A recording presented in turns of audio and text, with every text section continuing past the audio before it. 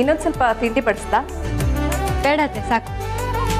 ಅತ್ತೆ ಥ್ಯಾಂಕ್ಸ್. ನಮ್ಮ ಕೈಲಿ ಆಗ್ತದನ್ನ ನೀವು ಮಾಡಿದ್ರಿ. ಮಕ್ಕಳಾಗಿ ನಾವು ಕರೆದಾಗಲೇ ಅಮ್ಮ ಬರಲಿಲ್ಲ, ನೀವು ಕರೆದಿದ್ದ ತಕ್ಷಣ ಬಂದರು. ತುಂಬ ಥ್ಯಾಂಕ್ಸ್ ಅತ್ತೆ.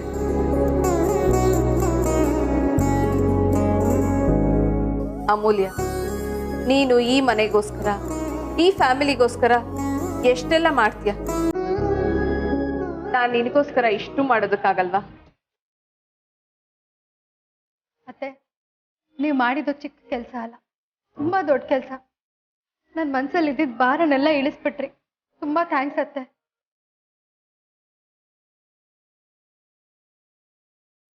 ಅಮೂಲ್ಯ, ನೀನ್ ಈ ತರ ಥ್ಯಾಂಕ್ಸ್ ಎಲ್ಲ ಹೇಳಿದ್ರೆ ನಂಗೆ ತುಂಬಾ ಬೇಜಾರಾಗುತ್ತೆ.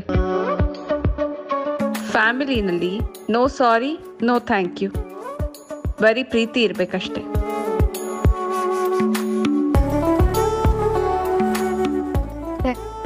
ನನಗೆ ನನ್ನ ಸಂತೋಷನ ಹೇಗೆ ವ್ಯಕ್ತಪಡಿಸ್ಬೇಕು ಅಂತಾನೆ ಗೊತ್ತಾಗ್ತಾ ಇಲ್ಲ. ನಾನು ಅಕ್ಕ ಮನೆಗೆ ಹೋಗಿ ಅಮ್ಮನ ಬಲವಂತ ಮಾಡಿ ಕರೆದಾಗ ಅಮ್ಮ ಬರಲ್ಲ ಅಂತ ಹೇಳಿದ್ರು. ಆಮೇಲೆ ಮಾರನೇ ದಿನ ಮನೆಗೆ ಕಲ್ಲು ಬಿತ್ತು. ನಂಗೆ ಎಷ್ಟು ಭಯ ಆಗಿತ್ತು ಗೊತ್ತಾಗುತ್ತೆ. ನನ್ನ ಜೀವನದಲ್ಲಿ ಇಷ್ಟೊಂದು ಭಯ ಯಾವತ್ತೂ ಆಗಿರಲಿಲ್ಲ.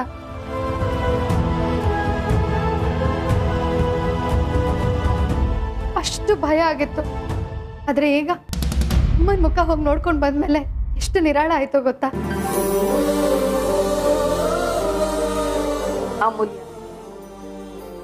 ಈ ಮನೆಗೆ ವೇದಾಂತ್ ಹೇಗೋ, ನಿನ್ನ ತವ್ರ ಮನೆಗೆ ನೀನು ಹಾಗೆ. ಈ ಮನೆ ಕಟ್ಟೋದಕ್ಕೆ ವೇದಾಂತ್ ಎಷ್ಟು ಕಷ್ಟಪಟ್ಟಿದ್ದಾನೆ, ಅದೇ ತರ ನಿನ್ನ ಫ್ಯಾಮಿಲಿನ ಉಳಿಸ್ಕೊಳ್ಳೋದಕ್ಕೆ ನೀನ್ ಎಷ್ಟು ಕಷ್ಟಪಟ್ಟಿದ್ಯಾ ಅಂತ ನಂಗೆ ಚೆನ್ನಾಗಿ ಗೊತ್ತು.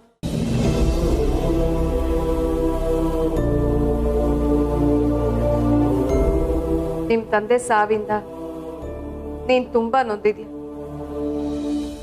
ಜೊತೆನಲ್ಲಿ ನಿನ್ನ ತಾಯಿನ ಈ ಮನೆಗೆ ಕರ್ಕೊಂಡು ಬರೋ ಜವಾಬ್ದಾರಿ ಕೂಡ ಹೊತ್ಕೊಂಡಿದ್ದೆ.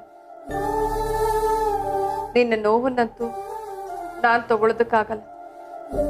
ಕಡೆ ಪಕ್ಷ ನಿನ್ ಜವಾಬ್ದಾರಿ ಆದ್ರೂ ಕಡಿಮೆ ಮಾಡೋಣ ಅಂತ ನಾನೇ ಹೋಗಿ ಪರಿಮಳ ಅವ್ರನ್ನ ಕರ್ಕೊಂಡು ಬಂದೆ.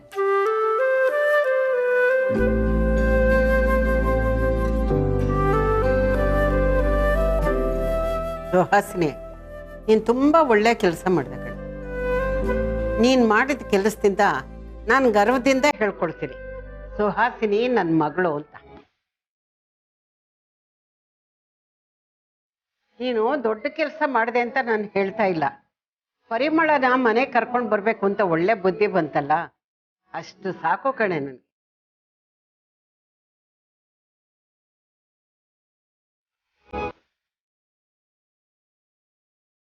India, I'm really sorry.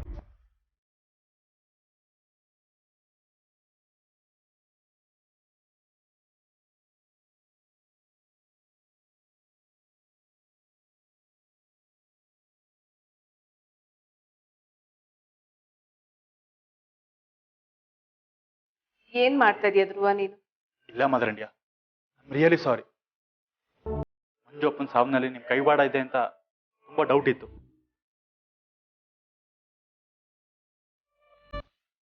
ಇವತ್ತು ಆ ಡೌಟ್ ಎಲ್ಲ ಕ್ಲಿಯರ್ ಆಯ್ತು. ಇನ್ಸ್ಪೆಕ್ಟರ್ ಹೇಳಿದ್ರು ಮಗು ಕಿಡ್ನಾಪ್ ಆದಾಗ ನಮ್ಮನಿಂದ ಬೆಟ್ಟಪ್ಪನ ಕಾಲ್ ಹೋಗಿತ್ತು ಅಂತ. ಅದಕ್ಕೆ ಮಂಜು ಅಪ್ಪ ಸಾಯೋದಕ್ಕೆ, ಮಗು ಕಿಡ್ನಾಪ್ ಆಗೋದಕ್ಕೆ ನೀವೇ ಕಾರಣ ಅಂತ ಅಂದ್ಕೊಂಡಿದ್ದೆ. ಮತ್ತೆ ಪೊಲೀಸರು ಕಾಲ್ ಮಾಡಿದ್ರು. ಇನ್ಫಾರ್ಮೇಶನ್ ಕೊಟ್ಟಿದ್ದು ಬೆಟ್ಟಪ್ಪನ ಹುಡುಗರು ಅಂತ.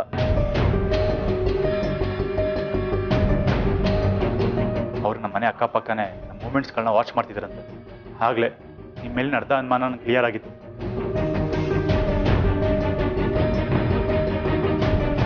ಆದರೆ ಈಗ ನೀವು ಪರಿಯಮ್ಮನ ಕರ್ಕೊ ಬಂದಾಗ ನಾನು ನಿಮ್ಮ ಸಂಪೂರ್ಣವಾಗಿ ನಂಬಿಕೆ ಬಂತು.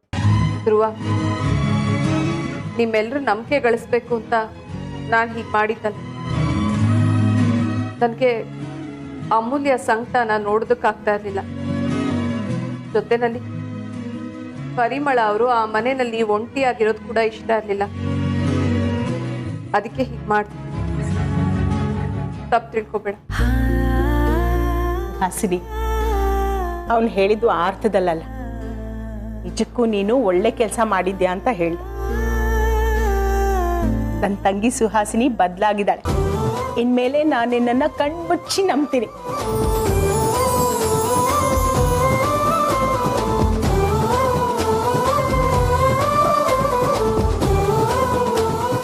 ಅಕ್ಕ ಏನ್ ನೀನು ಪರಿಮಳ ಅವ್ರನ್ನ ಡಾಕ್ಟರ್ ಟೆಸ್ಟ್ ಮಾಡ್ತಾ ಇದ್ರು, ಏನಾಯ್ತು ಅಂತ ವಿಚಾರಿಸ್ಕೊಂಡ್ ಬರ್ತೀನಿ. ಅತ್ತೆ ನಾನು ಬಂದೆ.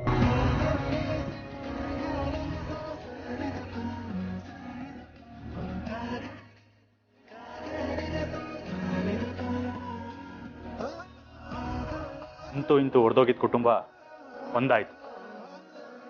ಸದ್ಯದೆಲ್ಲ ಬೆಟ್ಟಪ್ಪ ಆಗಿ ಕತೆನ ಮುಗಿಸ್ಬೇಕು. ಏ ಅಂಜು, ತಟ್ಟೆಯಿಂದ ಎತ್ತಿದ್ಬಿಡ, ತೊಗೊಂಡೋಗಿರ್ತೀನಿ ಬಿಡು. ಅಯ್ಯೋ ಅಣ್ಣ, ನಿಂಗೆ ಅವೆಲ್ಲ ಯಾಕೆ? ನಾನು ತೆಗಿತೀನಿ ಬಿಡು. ನಾನು ತಮಾಷೆನೆ ಮಾಡಿದ್ದು, ತಗೊಂಡೋಗಿ ತೊಳೆದ್ಬಿಡು. ಸರಿ ಆಯ್ತು ಬಿಡು.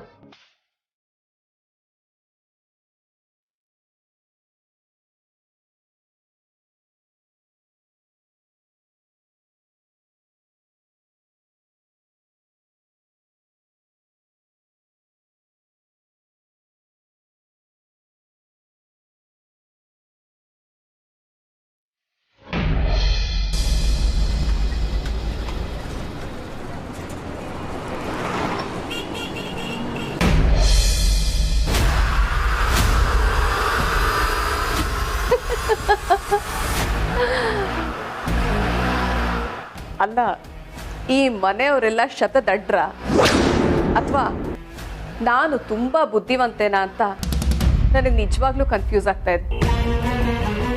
ಪಾಪ ಆ ಬಡಪಾಯಿ ಪರಿಮಳನ ಮನೆಗೆ ಕರ್ಕೊಂಬರೋದ್ರಿಂದ ಇಷ್ಟೆಲ್ಲ ಬೆನಿಫಿಟ್ ಸಿಗುತ್ತೆ ಅಂತ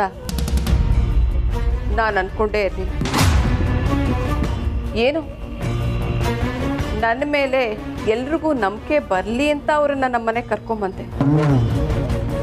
ಆದರೆ ಇಲ್ಲಿ ಎಲ್ಲರೂ ಇಷ್ಟೊಂದು ಪ್ರೀತಿ ವಿಶ್ವಾಸ ತೋರಿಸ್ತಾ ಇದ್ದಾರೆ.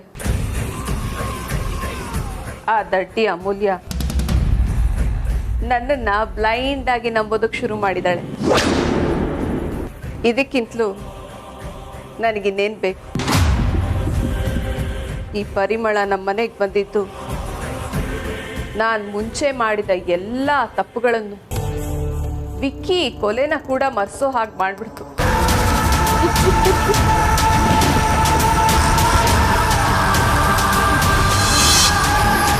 ಅಜ್ಜಿ, ಮಂಜು ಮಾವನ್ ಸಾವಿಗೆ ಬೆಟ್ಟಪ್ಪ ಮಾತ್ರ ಕಾರಣ ಅಲ್ಲ, ಆ ಸುವಾಸಿನೂ ಕಾರಣನೇ.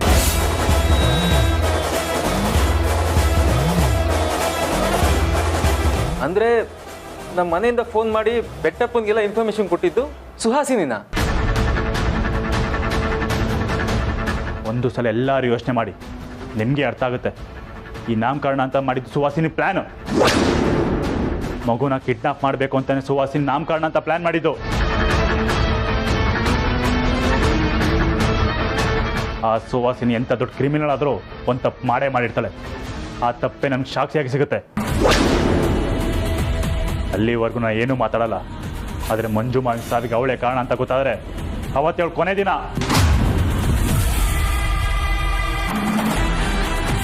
ಧ್ರುವ, ನನ್ನನ್ನೇ ಅನುಮಾನ ಪಡ್ತಾ ಇದೆಯಾ?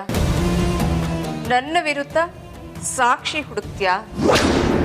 ತೋರಿಸ್ತೀನಿ ಈ ಸುಹಾಸಿನಿ ಏನು ಅಂತ ನಿನಗೆ ಅರ್ಥ ಮಾಡಿಸ್ತೀನಿ.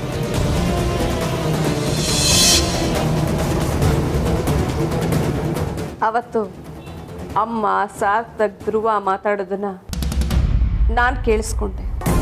ಆಗ ನನ್ನ ತಲೆನಲ್ಲಿ ನಾನೇ ಬೇರೆ ಪ್ಲ್ಯಾನ್ ಮಾಡಿಕೊಂಡೆ. ಅದಕ್ಕೆ ತಕ್ಷಣ ವೈದೇಹಿ ಹತ್ರ ಹೋಗಿ ಪರಿಮಳ ಅವ್ರನ್ನ ನಮ್ಮ ಮನೆಗೆ ಕರ್ಕೊಂಡು ಬರೋಣ ಅಂತ ಹೇಳಿದೆ. ಪಾಪ ಎಲ್ಲರೂ ನನ್ನನ್ನೇ ನಂಬೋದಕ್ಕೆ ಶುರು ಮಾಡಿದ್ರು. ಆದರೆ ಆ ಪರಿಮಳನೇ ದೊಡ್ಡ ಸಮಸ್ಯೆ ಆಗಿದ್ದಿದ್ದು. ಯಾರು ಹೇಳಿದ್ರು ಮನೆಗೆ ಬರಕ್ಕೆ ಒಪ್ಪಿರಲಿಲ್ಲ. ಅದು ನನಗೆ ಬೆನಿಫಿಟ್ ಆಯಿತು. ಮಕ್ಳ ಕೈಲಿ ಮಾಡೋಕ್ಕಾಗದೇ ಇರೋ ಕೆಲಸನ ನಾನು ಮಾಡಿ ತೋರಿಸ್ದೆ. ಅದು ಹೇಗೆ?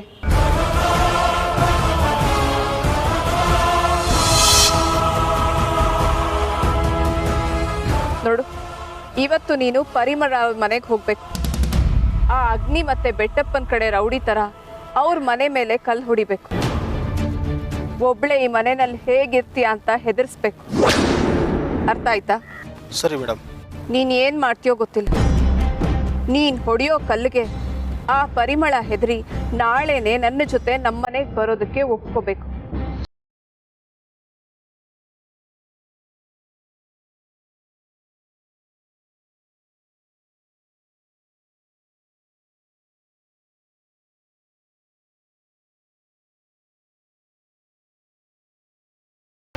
ಎಷ್ಟು ಸಿಂಪಲ್ ಕೆಲಸ.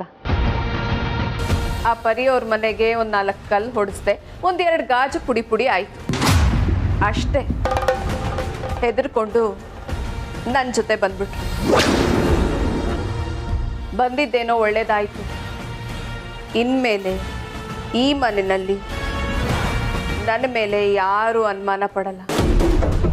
ನಾನು ಹೇಳಿದ ಮಾತನ್ನೆಲ್ಲ ಕೇಳ್ತಾರೆ. ನನ್ನ ಕಣ್ಣು ಮುಚ್ಕೊಂಡು ನಂಬ್ತಾರೆ. ನನ್ನ ಪಾಲಿಗೆ ಇದೇ ಅಸ್ತ್ರ, ಅವರ ಪಾಲಿಗೆ ಇದೇ ಮುಳ್ಳು.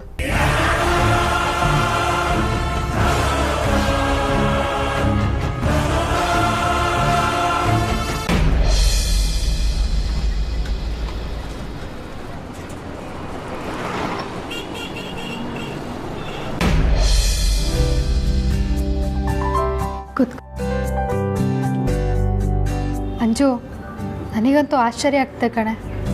ಸುಹಾಸಿನಿ ಅತ್ತನೇ ನಮ್ಮ ಮನೆವರೆಗೂ ಬಂದು ಅಮ್ಮನ ಕನ್ವಿನ್ಸ್ ಮಾಡ್ತಾರೆ ಅಂತ ನಾನು ಅಂದ್ಕೊಂಡೇ ಇರಲಿಲ್ಲ. ಅಲ್ವೇ ಅಂಜು? ಅಮ್ಮ ಬರೋದಕ್ಕೆ ಹೇಗೆ ಒಪ್ಕೊಂಡ್ರು? ಅದನ್ನ ಏನ್ ಕೇಳ್ತಿ ಅಕ್ಕ, ನಮ್ಮ ಮನೇಲಿ ದೊಡ್ಡ ಡ್ರಾಮಾನೇ ನಡೀತು. ಸುಹಾಸಿನಿ ಅತ್ತೆ ಬನ್ನಿ ಅಂತ ಒತ್ತಾಯ ಮಾಡ್ತಿದ್ರು, ನಮ್ಮಮ್ಮ ಬರೋಲ್ಲ ಅಂತ ಹಠ ಮಾಡ್ತಿದ್ಲು. ಕೊನೆಗೆ ಸುಹಾಸಿನಿ ಅತ್ತೆ ಹಠ ಮಾಡಿ ನೆಲದ ಮೇಲೆ ಕುತ್ಕೊಂಡ್ಬಿಟ್ರು, ನೀವು ಬರಲ್ಲ ಅಂದ್ರೆ ನಾನು ಹೋಗಲ್ಲ ಅಂತ. ಕೊನೆಗೆ ಅಮ್ಮ ಒಪ್ಕೊಳ್ಳೋವರೆಗೂ ಅವ್ರು ಎದ್ದೇಳೇ ಇಲ್ಲ. ಅಕ್ಕ ಒಳ್ಳೆ ಧರಣಿ ಕುತ್ಕೋತಾರಲ್ಲ ಹಂಗ್ ಕುತ್ಕೊಂಡಿದ್ರು. ನಿಜ ಹೇಳ್ತಿದ್ದೇನೆ ಅಂಜು. ಹ್ಞೂ ಕಣೆ ಅಕ್ಕ, ನಾನು ಯಾಕೆ ಸುಳ್ಳು ಹೇಳಿ? ಅಲ್ಲ ಕಣೆ, ನನಗೆ ನಂಬೋದಕ್ಕೆ ಆಗ್ತಿಲ್ಲ. ಸುಹಾಸಿನಿ ಅತ್ತೆ ಇಷ್ಟೊಂದೆಲ್ಲ ಮಾಡಿದ್ರಾ? ನನಗೆ ಆಶ್ಚರ್ಯ ಆಗ್ತಿದೆ. ಮೊದಲು ಸುಹಾಸಿನಿ ಅತ್ತೆ ಹೇಗಿದ್ರು ಹೇಳು? ನಮ್ಮನ್ನು ನೋಡಿದ್ರೆ, ನಮ್ಮ ಮನೆಯವ್ರನ್ನ ನೋಡಿದ್ರೆ ಉರ್ದು ಬೀಳ್ತಿದ್ರು. ಎಷ್ಟೋ ಸರಿ ಅವಮಾನ ಕೂಡ ಮಾಡಿದ್ದಾರೆ. ಒಂದೊಂದ್ಸತಿ ಸುಹಾಸಿನಿ ಅತ್ತೆ ಯಾಕಾದರೂ ನಮ್ಮ ಮನೆಗೆ ಬರ್ತಾರೋ ಅಂತ ಅನಿಸ್ತಿತ್ತು. ಆದರೂ ಸುಹಾಸಿನಿ ಅತ್ತೆ ಗ್ರೇಟು ಕಾಣೆ. ಬರೀ ಮಕ್ಕಳಾಗಿರೋ ನಾವು ನಮ್ಮ ಕೈಲಾಗದೇ ಇರೋ ಕೆಲಸನ ಅತ್ತೆ ಅಷ್ಟು ಈಸಿಯಾಗಿ ಮಾಡಿ ಮುಗಿಸಿದ್ರಲ್ಲ. ಹ್ಞೂ ಅಕ್ಕ, ನಾನು ಅಮ್ಮ ಈ ಮನೆಗೆ ಬರೋದಿಲ್ಲ ಅಂತ ಅನ್ಕೊಂಡಿದ್ದೆ. ಅದು ಅಲ್ಲದೆ ನಮ್ಮ ಮನೆಗೆ ಕಲ್ಲು ಬಿದ್ದಿದ್ದು ನೋಡಿ ನನ್ಗೆ ಎಷ್ಟು ಭಯ ಆಗಿತ್ತು ಗೊತ್ತಾ? ಏನಪ್ಪ ಇದು ಹೀಗೆಲ್ಲ ಆಗ್ತದೆ, ನಾವ್ ಹೆಂಗಪ್ಪ ಬದುಕೋದು ಅಂತ ಅನ್ಸ್ತಾ ಇತ್ತು. ಸುಹಾಸಿನಿ ಅತ್ತೆ ಮೇಲೆ ಇವತ್ತು ಬೆಳಿಗ್ಗೆವರೆಗೂ ಮನಸ್ಸಿನೆಲ್ಲೋ ಒಂದು ಮೂಲೆಯಲ್ಲಿ ಅನುಮಾನ ಇತ್ತು ಅಂಜು.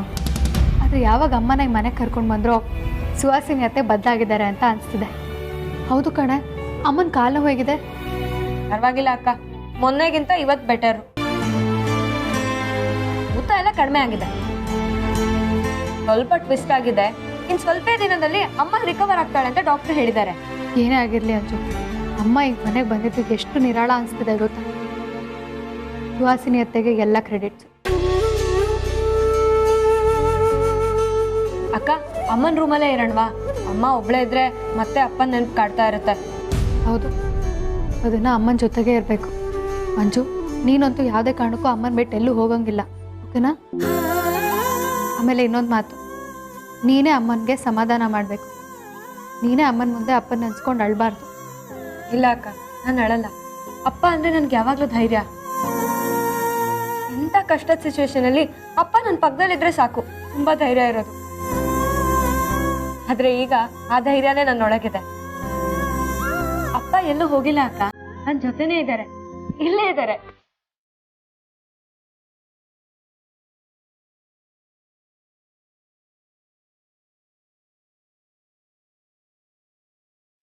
ಎಷ್ಟು ಬೇಗ ಅರ್ಥ ಮಾಡ್ಕೊಂಡ್ಬಿಟ್ಟೆ, ಜಾಣೆ. ಮೊನ್ನೆ ತಾನೇ ಸ್ಕೂಲ್ ಯೂನಿಫಾರ್ಮ್ ಹಾಕೊಂಡು ಸ್ಕೂಲಿಗೆ ಹೋಗ್ತಿದ್ದವಳು, ಇವತ್ತು ಜೀವನದ ಬಗ್ಗೆ ಮಾತಾಡ್ತಾ ಇದೆಯಾ?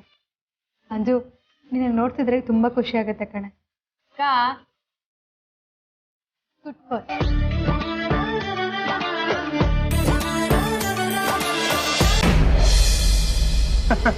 ಇಷ್ಟೆಲ್ಲ ಆಯ್ತಾ? ಓ ಅಜ್ಜಿ. ಓಹೋ, ಏನು ಶೃಂಗಸಭೆ ನಡೀತಾ ಇದೆ? ಅಕ್ಕ, ಅಮ್ಮಂಗೆ ಊಟ ಕೊಟ್ಟ? ಹ್ಞೂ ಅಮ್ಮು ಕೊಟ್ಟೆ. ಟ್ಯಾಬ್ಲೆಟ್ ಕೊಡ್ಬೇಕಿತ್ತು. ಕೊಟ್ಟಿದ್ದೀನಿ, ಇವಾಗ ಪರವಾಗಿಲ್ಲ, ಮಲ್ಕೊಂಡಿದ್ದಾರೆ. ಈ ಬೆಂಗಳೂರು ಟ್ರಾಫಿಕಲ್ಲಿ ಸಿಟಿ ಮಾರ್ಕೆಟ್ಗೆ ಹೋಗಿ ಬರೋಷ್ಟರಲ್ಲಿ ನಮ್ಮ ಹೆಣ ಬಿದ್ದೋಗುತ್ತೆ. ಸ್ವಲ್ಪ ಮಂಗಳೂರಿಗೆ ಹೋಗಿ ಶಾಪಿಂಗ್ ಮಾಡ್ಕೊಂಡು ಬರ್ಬೋದು. ಬೆಂಗಳೂರಿಗೆ ಸಿಟಿ ಮಾರ್ಕೆಟ್ ಹತ್ರ ಶಾಪಿಂಗ್ ಮಾಡೋಕ್ಕಾಗಲ್ಲ. ಸಾರ್ಥಕ, ನೀನು ಮಾರ್ಕೆಟಿಗೆ ಹೋಗಿದ್ದ? ಯಾರಪ್ಪ ನೀನನ್ನು ಕಳ್ಸಿದ್ದು?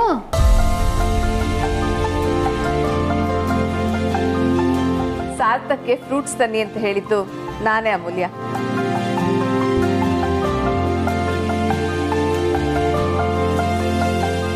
ಪರಿಮಳ ಅವ್ರಿಗೆ ಕೊಡೋಣ ಅಂತ. ಡಾಕ್ಟರ್ ಹೇಳ್ತಾ ಇದ್ರು ಅವರು ತುಂಬಾ ಸ್ಟ್ರೆಸ್ಡ್ ಆಗಿದ್ದಾರೆ, ಫಿಸಿಕಲಿ ಮೆಂಟಲಿ ವೀಕ್ ಆಗಿದ್ದಾರೆ ಅಂತ. ಅದಕ್ಕೆ ಅವ್ರಿಗೆ ಒಳ್ಳೆ ಫುಡ್ ಕೊಡೋಣ, ಆದಷ್ಟು ಬೇಗ ಅವ್ರು ಮೊದಲಿನ ಥರ ಆಗಬೇಕು ಅನ್ನೋದೇ ನನ್ನ ಆಸೆ.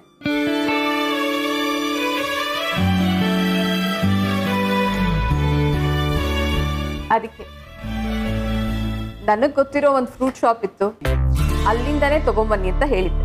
ತುಂಬ ಥ್ಯಾಂಕ್ಸ್ ಅತ್ತೆ. ಅನ್ನಂಗೆ ನೀವು ನಮ್ಮ ಅಮ್ಮನ ಸ್ವಂತ ಒಡ ಹುಟ್ಟೋರ್ ಥರ ನೋಡ್ಕೊಳ್ತಿದ್ದೀರಾ. ನಮಗೆ ತುಂಬ ಖುಷಿ ಆಗ್ತಿದೆ ಅತ್ತೆ.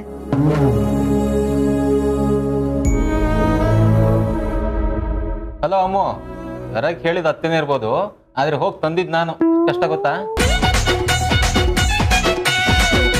ಚಿಕ್ಕಮ್ಮನ್ನ ಪ್ರೀತಿಯಿಂದ ನೋಡ್ಕೊಳ್ಳೋದಕ್ಕೆ ನಾನು ಪ್ರೀತಿಯಿಂದ ಕೆಲಸ ಮಾಡಿದಮ್ಮ. ಹೌದು ಬಿಡೋ ಸಾರ್ಥಕ, ಎಷ್ಟೇ ಆದರೂ ನೀನು ಅವ್ರ ಮುದ್ದಿನ ಮಗ ಅಲ್ವಾ? ಈಗ ನೀವು ಇದನ್ನ ತಗೊಂಡೋಗಿ ಪರಿಮಳ ಮಂಜುನಾಥ್ ಅವ್ರಿಗೆ ತಲುಪಿಸ್ಬಿಡಿ. ಹಾ, ಹೊರಟು ಬರ್ತೀನಿ. ಹಲೋ, ಯಾಕೆ ಕೊಡಮ್ಮ? ತಗೊಳಪ್ಪ. ಹಂಗೆ ಅಂಜುನ್ ಕರ್ಕೊಂಡ್ಬಂದು. ಹಾ, ಕರ್ಕೊಂಡ್ಬರ್ತೀನಿ. ಅಲ್ಲೇ ಬಿಟ್ರೆ ಅವಳೆ ಎಲ್ಲ ತಿಂದು ಖಾಲಿ ಮಾಡ್ಬಿಡ್ತಾಳೆ. ಅಮೂಲ್ಯ, ಇನ್ನೊಂದು ವಿಚಾರ. ಇವತ್ತು ಎಲ್ರಿಗೂ ನಾನೇ ಅಡುಗೆ ಮಾಡಿ ಬಡಿಸ್ತೀನಿ.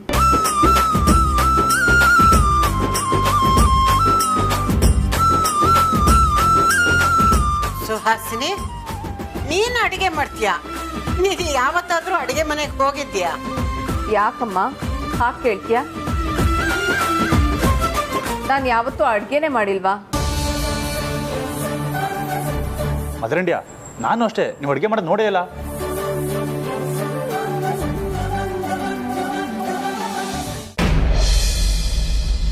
ಅದಕ್ಕೆ ಇವತ್ತು ನನ್ನ ಕೈಯಾರೆ ನಾನೇ ಅಡುಗೆ ಮಾಡ್ತೀನಿ. ನೀವೆಲ್ಲರೂ ಟೇಸ್ಟ್ ಮಾಡಿ ಹೇಗಿದೆ ಅಂತ ಹೇಳಬೇಕು. ಸರಿ ಅತ್ತೆ, ನಾನು ಮತ್ತೆ ಅಮ್ಮು ನಿಮಗೆ ಹೆಲ್ಪ್ ಮಾಡ್ತೀವಿ. ಬೇಡ ಪ್ಲೀಸ್, ಇವತ್ತು ನಾನು ಒಬ್ಳೇ ಅಡುಗೆ ಮಾಡ್ತೀನಿ.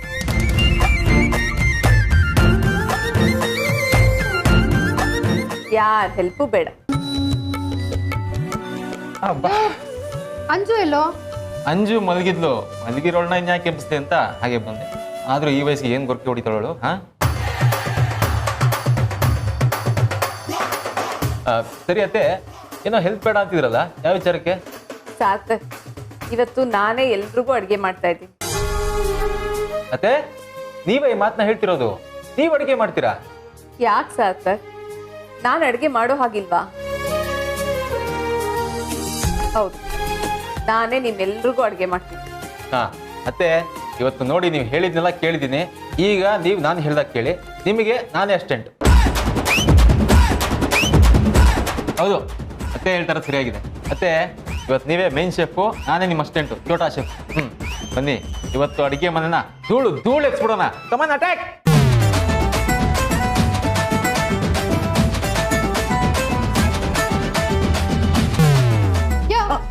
ಏನಯ್ಯ ಮೀನಮೇಶ ಎಣಿಸ್ತಾ ಇದ್ಯಾ?